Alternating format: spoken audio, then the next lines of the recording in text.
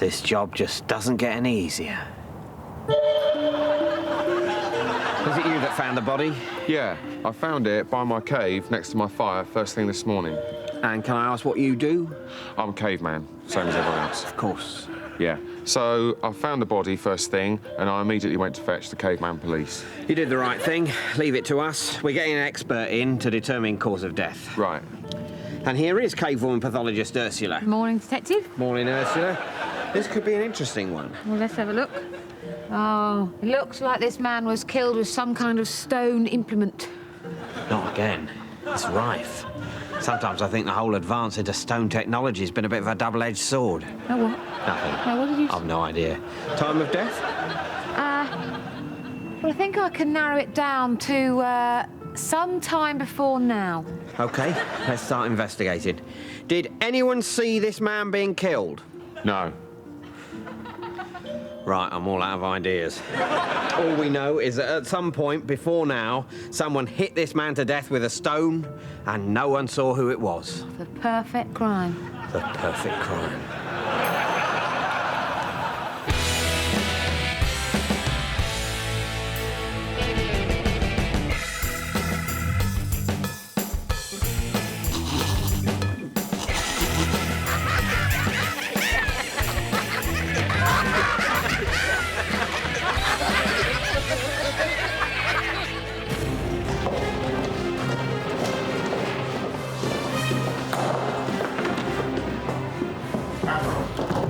Brings shocking news. 2 hours ago, our beloved Führer, Adolf Hitler, took his own life. Oh, right. That is sad. And you, Admiral Dönitz, have been named as his successor. In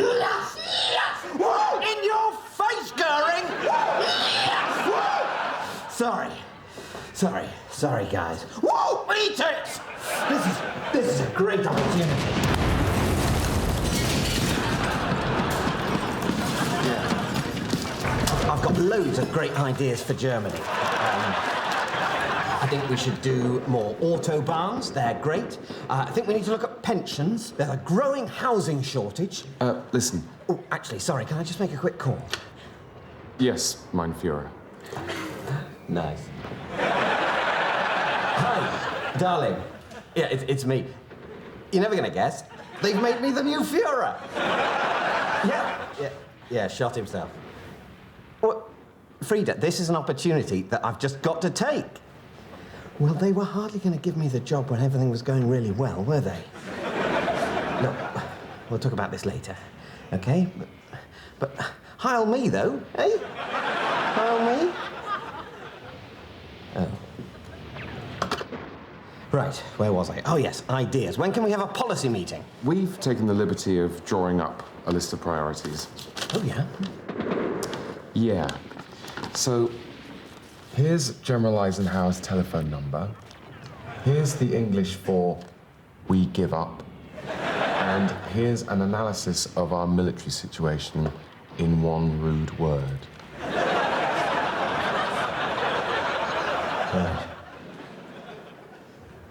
You're taking the wind out of my sails a bit there. Hang on, this isn't just one of those pranks you play on all the new Führers, is it? No. Oh, I see. So, you just need someone to say that we've surrendered? Seems silly, I know, but no, we just literally do need someone actually to say we've done that. Right. It's red tape, really. You see, I thought I was going to get to be a proper... Yes, that was our fault. We didn't mean to give you that impression. All right, I'll make the call.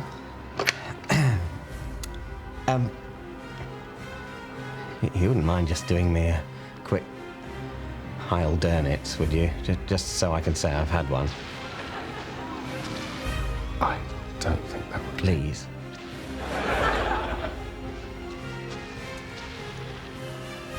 Heil Dönitz. Thanks, guys.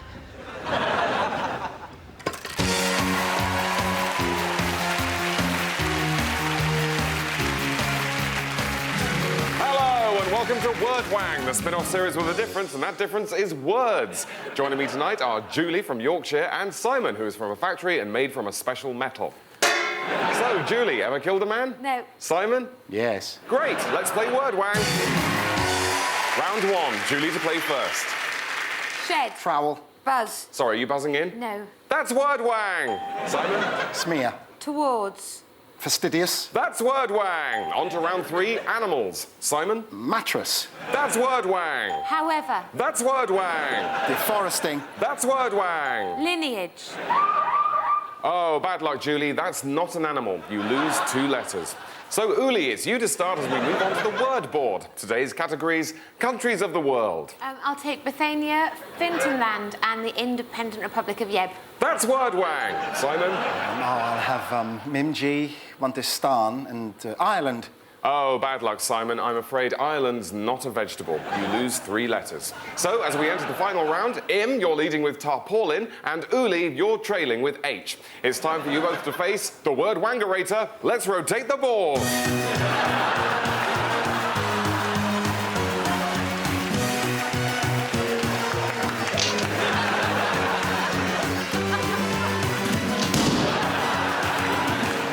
Welcome back to the word wangarator. Word up, Im.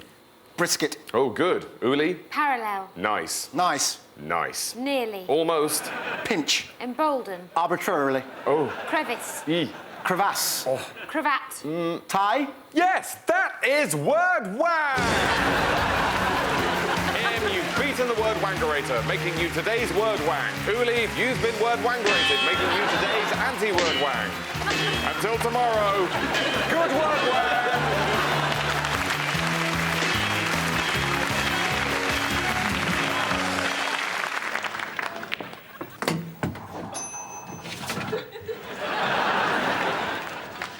15 years we've been waiting for them to fit that.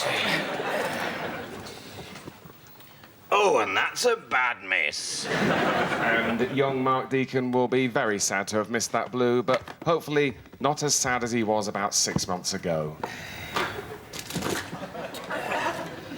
Yes, indeed. I think the whole of snooker was very much behind Mark in the terrible battle he's had with his own personal demons. Yes, I'm sure Mark wouldn't mind it being known that he has, of course, sadly, tried to top himself twice.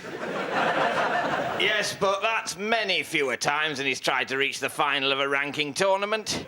And he hasn't managed that either. I still think it was insensitive of Steve Davis to say that to his face. That was cold. I mean, in the middle of the dance floor, at the end of season bash, and Steve Davis, your childhood hero, is screaming at you, "Cheer the F up, you miserable C." It's enough to make anyone reach for the paracetamol. I wouldn't like it. So, 4 bedrooms, off-road parking, nice bit of garden at the back. Great. Here we are.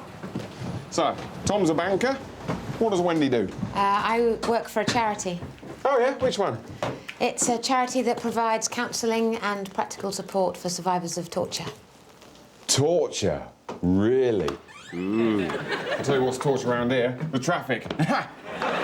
Getting around the North Circular every morning. That makes me a torture survivor. Right. No, not really. So, you must have some stories.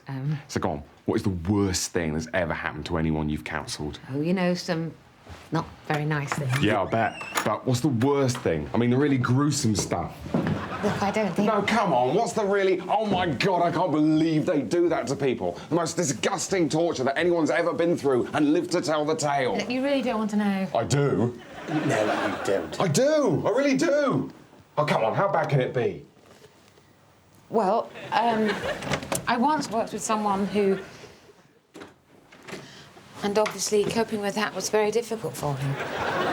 So, the ensuite in there, is that the only bathroom?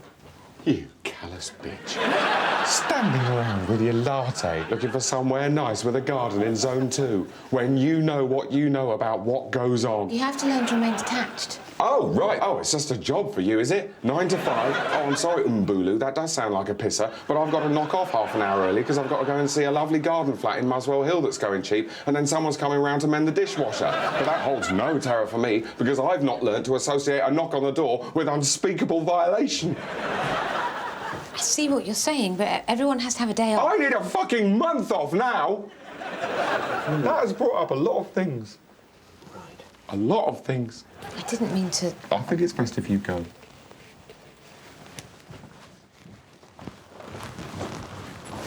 Don't leave me! OK, so we're going to try and stage a bit of a reconstruction, see if it jogs anyone's memory. So the victim was on his way back to his cave from hunting or starting a fire or... Well, that's it. Off you go, right? When the attacker may have done something like this. Something like that. We don't know. Is he dead now? That's a very good reconstruction. Yeah, I think what's happened over the last 50 or so years is that shopping has become a kind of leisure pursuit that people can actually enjoy, you know? Yeah, you're right. People have got a lot more money and everything's just a hell of a lot more relaxed. Can I help you, sir? Yeah, cheers. I'm just vaguely looking at suits right now. Something cash, but also kind of cool and dark, so you can wear it in the evening. A business suit that is simultaneously a dinner suit and a tailcoat and a pair of pyjamas. Yeah, around the kind of 100, 150 mark. Which is fashioned from sackcloth and string. I'm sorry? Do you wish to look smart, or are you merely looking for a newer version of what you're wearing at the moment? Oh, well, if you've got something like this, then... You mean something Italian and ill-fitting and so shiny I can see my face in it, in stark contrast to your shoes? Yeah. We do not. Sorry, what happened to the friendly Australian girl that used to work here? She's gone, sir. They've all gone. They've all been driven out and the burning remains of their tawdry rags cast after them. And we're back. Who? The incredibly intimidating and aristocratic people who still unaccountably sell clothes. And I'm afraid we don't like being talked to by people with their hands in their pockets. I beg your pardon? I'll overlook it just this once. Listen, I've seen you in here before. I've seen you slouching around the place in your slip-on shoes and your motorcycle jacket, looking like a mechanic who's won the pools. I've seen you with your tin earring and your black marketeer swagger. We've all seen you, and we all thought you were a turd. Now, do you wish to be smart, or do you wish to leave this place as you entered it, looking like a slack-jawed spiff? Why are you treating me like this? Because I'm trying to help you. I'm trying to help you to have standards. I'm trying to make you know that the world isn't pleased to see you. You aren't needed or included or loved. You're ugly and superfluous and ignorant. And you should be frightened and meek and grateful. Right. That's better. Now, first things first, let's get you a hat. Do you think people are going to like these sort of private moments where we're just being ourselves? This isn't private. There's a camera there. Well, no, but still, it is more, you know, the kind of stuff where... The sort of bits where we're just you know, chatting and kind of, I don't know how to put it. I don't really know how to put it, but, you know. This is all scripted. What? This is as made up as the rest of it. This isn't improvised. Look. Bloody hell. It says I say bloody hell here. Yeah, I know. That's my cue. David, yeah, I know, that's my cue. Yeah. Robert, reading. David, yeah, I know, that's my cue. Just put that away. Says I don't. Well, what happens next? It says, cut to a close-up of the script. It reads, cut to a close-up of the script. It reads, cut to a close-up of the script. It reads, cut to a close-up of the script. It goes on forever. Shit. Yeah. You say shit. That's the penultimate line.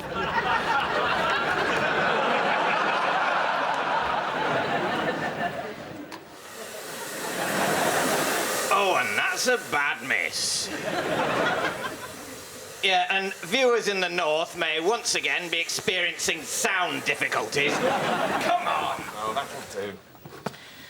Yes, well, that was a lucky chance for young Mark Deacon, but as usual, he approaches the table with, how does one put it, a face like a slapped arse. I mean, have you ever seen that man smile, Ted? Only in his sleep, Peter. Only in his sleep. Viewers might want a bit of background on that, because I believe it was you, Ted, who foiled one of Mark's, how should we put it, bids for oblivion, wasn't it? I have that honour. It was during the Welsh Open, and Mark had been knocked out that day, and I was just making my way back to my hotel room at around about 4 in the morning from the bar, and as luck would have it, Mark had the room next to me in the hotel, and something had been up all week, because I could hear him late at night singing the snooker words to Lady in Red. I should explain to viewers that there are some special snooker words to the pop song Lady in Red, which all of us in snooker know. There are. They're secret special snooker words to Lady in Red that we all know. Viewers are perhaps interested to know what the secret special snooker words to Lady in Red actually are. Yes, but unfortunately, we're all sworn to secrecy. Anyway, Mark's hotel bedroom door was open, and I could hear water running. Tell us again what you did, Ted. Yeah, well, I went in there, and I made him sick it all up. But he was inconsolable, kept going on about his queuing, which is far from perfect, but I didn't say that. You did right. I remember I just held him for hours until he stopped sobbing and managed slowly to drift off to sleep. That was very kind of you, Ted, especially with your back. It was murder, Peter, but at least it wasn't suicide. So, in Tudor times, you'd have just settled into your bath of baked beans, or more likely water. We're using baked beans to make it a bit more fun. When you think, oh no, I can't reach my bar of Tudor soap without getting out and getting spats of baked bean, or more likely water in those days, but we're using baked beans to make it more fun, all over my nice Tudor floor. And remember, there was no lino in those days. So, the Tudors came up with an ingenious solution which was twofold. So, first of all, there's the horn, which you sound to alert your Tudor servants. But, of course, they wouldn't always hear you because deafness was a big problem in Tudor times, what with the Wars of the Roses and the gigs. So, in parallel, they had this ingenious contraption. How it works is you turn the handle and pull down on the lever, and it extends this arm. Now, normally, there'd be some sort of grabber on the end of it, but we're using a boxing glove because it's a lot more fun. And, as you can see, it actually reaches the soap. And, yes, I'd say it. I've touched the soap. I've actually touched the soap. Eureka! Is it nearly finished yet, Jim? That's it. Now, what about that sex we discussed? All aboard that's going aboard. I've got potato crisps on my feet. Jim, I've been meaning to say, could we have sex like we used to without all the wackiness? What wackiness? You know, the cycle helmet and the crisps and the shouting bingo. Bingo! Remember when you were sexy? Sexy? You're a very, very sexy man, Jim. You've just forgotten. Sounds a bit po-faced. I was going through some of your old things the other day. Look at this stuff. You were cool. You were an angry, brilliant young historian. You used to order martinis and only buy cigarettes in soft packs. I just feel so empty.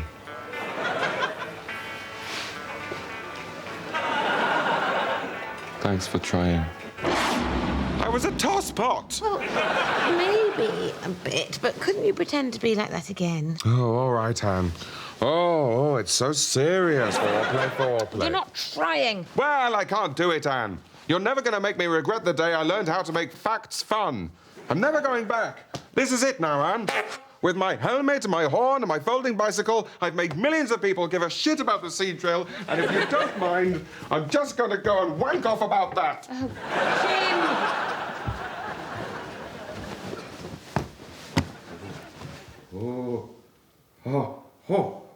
Bingo! Please, could you do it without the honking? You know perfectly well that without the honking, nothing happens. So, David, you're a comedian, are you? That sounds like fun. Yes, I suppose it is. Actually, there are a couple of funny things happening at chiropractors. You could probably use them in your comedy show. Seriously? Well, you probably have people suggesting stuff all the time. I wish. No. We're really stuck for ideas. What have you got? Oh, well, there's funny words like coccyx, which sounds a bit like, well, I don't need to tell you, you're a comedian. Cock! Of course, yes. Sounds like cock. Certainly a laugh in that. Oh, super. Anything else? Because, as I say, we really are screwed. And any wacky incidents or zany people? Well, there's my assistant, Debbie. She's quite a character. Brilliant. A character. So, how's your character? Well, she sometimes wears a hat. A hat? Good. That could be funny. This is great. Coccyx, a hat. Well, certainly use both of those. Anything else? No, that's it, I'm afraid. Those are the two funny things. Oh, that's a shame, because I must stress that we really are bang out of ideas, and if you can't think of anything, we'll probably just do this. What, this conversation? Yeah. Wow, that's exciting. So, what, you play me? No, I'd play myself. What, so I play me then? No, we'd get Robert to do it. Well, does he look like me? Yeah? I don't know. You're not going to try and make me look ridiculous just to get a cheap laugh. Or give me some kind of gratuitous speech impediment. No, of course not. Oh, I'm worried that you're just going to try and humiliate me on the telly. No, not at all. I suppose we might heighten the reality a little for comic effect. Hello, Debbie. Here's your paperwork, sir. Excuse me. Sorry, I'm really sorry to interrupt, but... Excuse me, sorry. But I'm David Mitchell's real chiropractor, and... I'm actually quite upset, because... Well, I mean, this isn't... Well, that wasn't...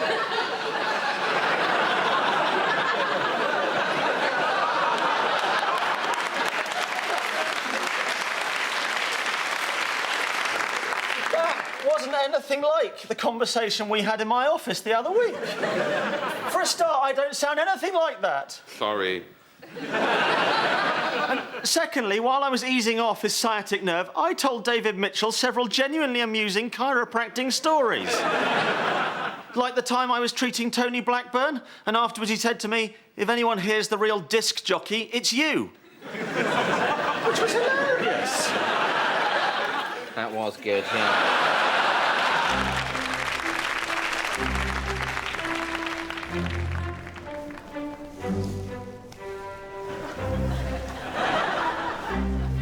Still got it.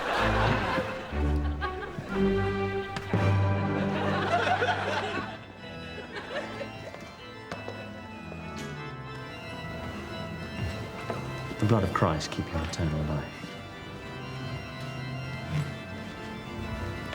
The blood of Christ keep your eternal life.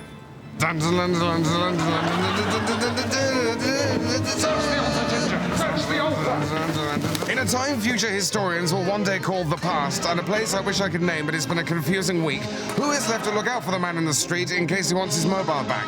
Yes, it's the surprising adventures of me, Sir Digby Chicken Caesar. Do you know who I am? Do you know who I am?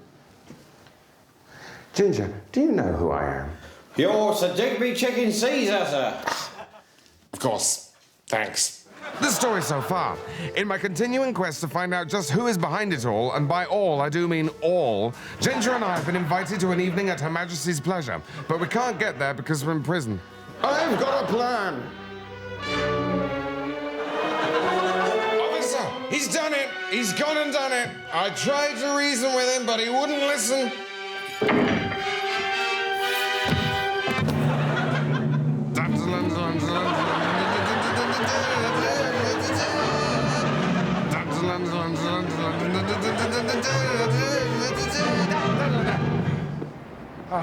I wish I knew how you did that, Ginger. Well, sir, my dad used to hang me regularly as a child. And those were the good days. Ha ha! What happened on the bad days? He tried to have sex with me. Oh, yes. Sorry. Still, that was ages ago. You must be over it by now. Oh, yeah. I think my life's more or less on track now. All right, sir. Shall we go down the arcade and look for 10p's? Ah, a search for clues. Good thinking.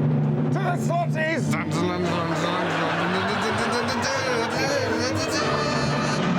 Where will my nemesis make his first inevitable mistake? Will he abolish the duty on cider, leave a bin full of Oyster cards lying around, or will he fall for my latest cover identity, the pimp for some Filipino teenagers? Find out next week in The Surprising Adventures of Sir Digby Chicken Caesar. Piss off. I got one! Oh, and that's a cracking pot. And yet, not so much as a flicker of joy on Mark Deacon's jowly death mask of a face. I mean, he must be pleased. I think he's just one of these people who finds it very difficult to be happy. He thinks too much, Ted. That's his problem. I keep saying to him, Mark, don't go so far inside your head with the snooker. The soul is like a pocket. There's no coming out. Unless you're a colour or the white. Well, Peter, I know you won't mind me saying, and Mark certainly won't, that you've been a tremendous support to Mark over the last couple of years. Especially that other time he took 200 pills. I picked up the phone, Ted. That's all I did. I happened to be there. Mark rang me. Was it a call for help? In a way, it was, yes. What did he say? He said, help. Help me, Peter. Me safety play's all to crap. I can't go on. And you were straight in the car and round there, weren't you, Peter? Just as soon as I got the swing ball in the boot, yes. Now, Peter, for those of us who don't know the story, explain the significance of the swing ball. Well, it was just a crazy notion that I had that it would help to relax him. And so I got him out in the garden, in the dark, playing swing ball, tears streaming down his face. And I said to him, Mark, be honest, is this not a little bit better than being dead? And what did he say, Peter? He said, yes, Ted. And we played swing ball all through that beautiful night until the sun came up and things started to feel a little better. Well, Mark, this is for you.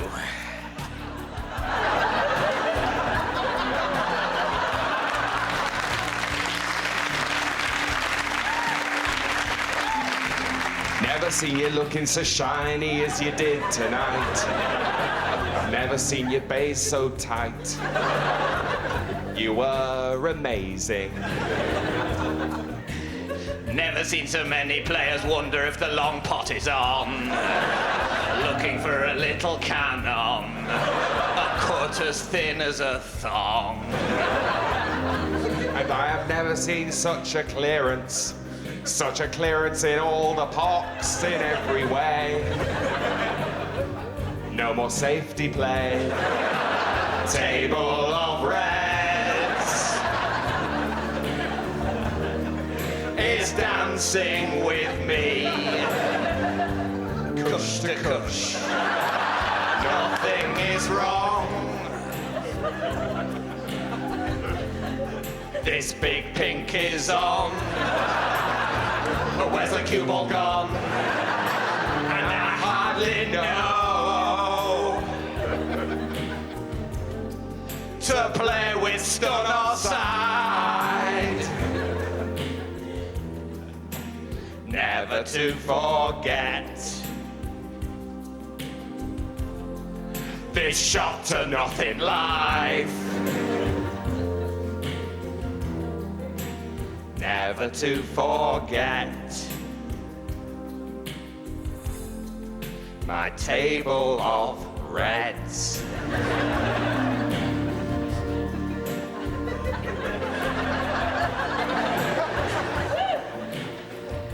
That's for you, Mark.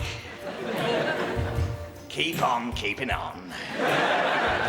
God bless and cheer the fuck up.